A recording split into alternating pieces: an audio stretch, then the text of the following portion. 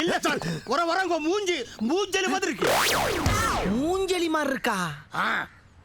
ஏண்டா டேய், நல்ல மலை குரங்கு மப்டியில் வந்த மாதிரி இருந்துக்கிட்டு என்னையே மூஞ்சலிங்கிறியா நீ?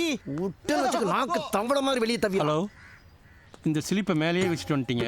சீக்கிரம் போய் திருத்தி எழுதி எடுத்துட்டு வாங்க. அதுக்குள்ளே நான் போய் சாப்பிட்டு வந்துடுறேன். பாத்தியானே எவ்வளவு டீசெண்டா நடந்துக்கிறாரு.